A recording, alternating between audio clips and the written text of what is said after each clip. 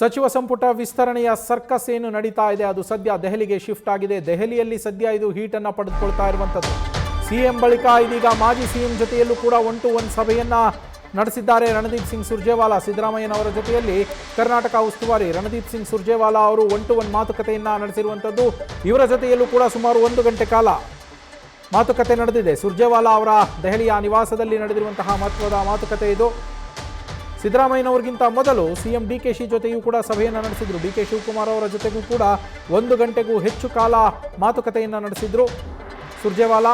ಅದಾದ ಬಳಿಕ ಸಿದ್ದರಾಮಯ್ಯ ಜೊತೆಯೂ ಸುಮಾರು 1 ಗಂಟೆಯಷ್ಟು ಕಾಲ ಚರ್ಚೆಯನ್ನು ನಡೆಸಿದ್ದಾರೆ. ಉಭಯ ನಾಯಕರು ಕೂಡ ತಮ್ಮ ಪ್ರತ್ಯೇಕ ಪಟ್ಟಿಯನ್ನು, ಅಂದರೆ ಸಿದ್ದರಾಮಯ್ಯನವರು ಹಾಗೆ ಡಿಕೆ ಶಿವಕುಮಾರ್ ಅವರು ಇಬ್ಬರು ಕೂಡ ತಮ್ಮ ಪ್ರತ್ಯೇಕ ಪಟ್ಟಿಯನ್ನು ತೆಗೆದುಕೊಂಡು ಹೋಗಿದ್ರು. ಹೀಗಾಗಿ ಸುರ್ಜೇವಾಲಾ ಇವರ ಜೊತೆಯಲ್ಲಿ ಏನೆಲ್ಲ ಚರ್ಚೆಯನ್ನು ಮಾಡಿದ್ದಾರೆ ಅನ್ನೋದರ ಬಗ್ಗೆ ಸಾಕಷ್ಟು ಕುತೂಹಲ ಮೂಡಿದೆ. ಒಂದು ಕಡೆ ಸಚಿವ ಸ್ಥಾನದ ಆಕಾಂಕ್ಷಿಗಳು ಕೂಡ ದೆಹಲಿಯಲ್ಲೇ ಬೀಡು ಬಿಟ್ಟಿದ್ದಾರೆ ಒಂದಷ್ಟು ಜನ. ಈ ನಡುವೆ ಬ್ಯಾಕ್ ಟು ಬ್ಯಾಕ್ ಮೀಟಿಂಗ್ಗಳು ನಡೀತಾ ಇದ್ದಾವೆ. ನಮ್ಮ ಪ್ರತಿನಿಧಿ ಹರೀಶ್ ಲೈವ್ನಲ್ಲಿ ಜಾಯಿನ್ ಆಗಿದ್ದಾರೆ.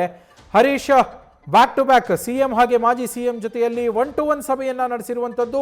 ಈ ಪ್ರತ್ಯೇಕ ಸಭೆಯಿಂದಾಗಿ ಸಾಕಷ್ಟು ಕುತೂಹಲ ಮೂಡಿದೆ. ಯಾಕಂದ್ರೆ ಇಬ್ಬರು ನಾಯಕರು ತಮ್ಮದೇ ಆದಂತಹ ಪಟ್ಟಿಯನ್ನ ತೆಗೆದುಕೊಂಡು ಹೋಗಿದ್ರು.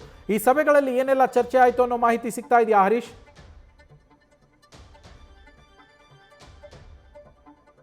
ಈಗ ಅಪ್ಡೇಟ್ ಬಂದಿದೆ ನೋಡಿ. ಮತ್ತೊಮ್ಮೆ ನಮ್ಮ ಪ್ರತಿನಿಧಿನ ಸಂಪರ್ಕಿಸುವ ಪ್ರಯತ್ನ ಮಾಡೋಣ. ಸದ್ಯ ಉಭಯ ನಾಯಕರು 1 ಗಂಟೆಗೂ ಹೆಚ್ಚು ಕಾಲ ಚರ್ಚೆಯನ್ನು ನಡೆಸಿದ್ದಾರೆ.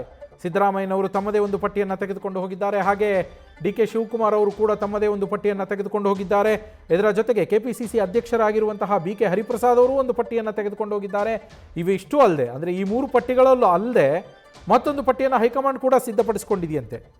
ಈ ರಾಹುಲ್ ಗಾಂಧಿ ಅವರಿಗೆ ಸರ್ಕಾರದಲ್ಲಿ ಒಂದಷ್ಟು ಯಂಗ್ ಬ್ಲಡ್ ಬರಲಿ ಎನ್ನುವ ಒಲವಿದೆ. ಯುವ ನಾಯಕ ನಮ್ಮ ಪ್ರತಿನಿಧಿ ಹರೀಶ್ ಮತ್ತೊಮ್ಮೆ ಸಂಪರ್ಕಕ್ಕೆ ಸಿಕ್ಕಿದ್ದಾರೆ. ಹರೀಶ್, ಉಭಯ ನಾಯಕರ ಜೊತೆಯಲ್ಲೂ ಕೂಡ 1-to-1 ಸಭೆ, ಪ್ರತ್ಯೇಕ ಪಟ್ಟಿಗಳು, ಅಲ್ಲಿ ಏನೆಲ್ಲ ಚರ್ಚೆ ಆಯಿತು ಅನ್ನೋ ಕುತೂಹಲ ಇದೆ. ಏನೆಲ್ಲ ಚರ್ಚೆ ಆಯಿತು ಅನ್ನೋ ಮಾಹಿತಿ ಸಿಕ್ಕಿದೆಯಾ?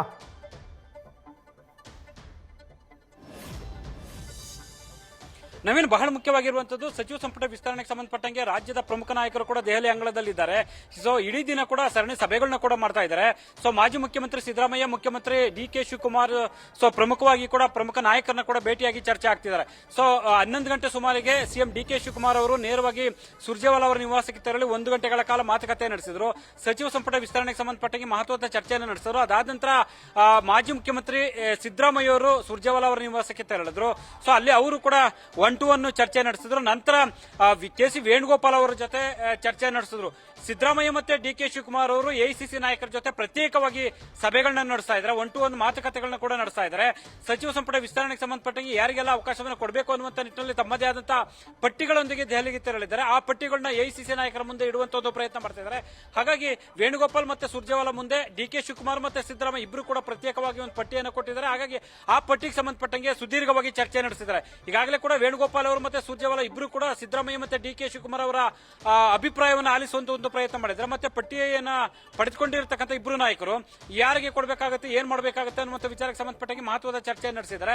ಜೊತೆಗೆ ಈಗ ಕೆಲವೇ ಕ್ಷಣಗಳ ಹಿಂದಷ್ಟೇ ರಾಹುಲ್ ಗಾಂಧಿ ಅವರ ಭೇಟಿಗೆ ತೆರಳಿದ್ದಾರೆ ಅನ್ನುವಂಥ ಮಾಹಿತಿ ಲಭ್ಯ ಆಗ್ತಿದೆ. ಸೊ ಒಂದು ಮುಖ್ಯವಾಗಿರುವಂತದ್ದು, ಡಿಕೆ ಶಿವಕುಮಾರ್ ಅವರನ್ನ ತಮ್ಮ ಕಾರಿನಲ್ಲೇ ಕೂರಿಸಿಕೊಂಡಿದ್ದಂತ ಸುರ್ಜೇವಾಲಾ ಅವರು ನೇರವಾಗಿ ರಾಹುಲ್ ಗಾಂಧಿ ಅವರ ಭೇಟಿಗೆ ತೆರಳಿದ್ದಾರೆ ಅನ್ನುವಂಥ ಮಾಹಿತಿ ಲಭ್ಯ ಆಗಿದೆ. ಮಗದೊಂದು ಕಡೆ ವೇಣುಗೋಪಾಲ್ ಅವರು ಮತ್ತೆ ಡಿಕೆ ಶಿವಕುಮಾರ್ ಅವರು ಕೂಡ ರಾಹುಲ್ ಗಾಂಧಿ ಅವರ ಭೇಟಿಗೆ ತೆರಳಿದ್ದಾರೆ ಅನ್ನುವಂಥ ಮಾಹಿತಿ ಲಭ್ಯ ಆಗ್ತಿದೆ. ಇನ್ನೇನು ಕೆಲವೇ ಹೊತ್ತಿನಲ್ಲಿ ಕೂಡ ರಾಹುಲ್ ಗಾಂಧಿ ಅವರ ಜೊತೆಗಿನ ಮಹತ್ವದ ಹೈ ವೋಲ್ಟೇಜ್ ಮೀಟಿಂಗ್ ಕೂಡ ಆರಂಭ ಆಗುತ್ತೆ ಅಂತ ಹೇಳಲಾಗ್ತಿದೆ. ನವೀನ್, ನ್ಯೂಸ್ ಫಸ್ಟ್ ನಿರ್ಭೀತಿಯಿಂದ ನಿಮ್ಮ ಪರವಾಗಿ.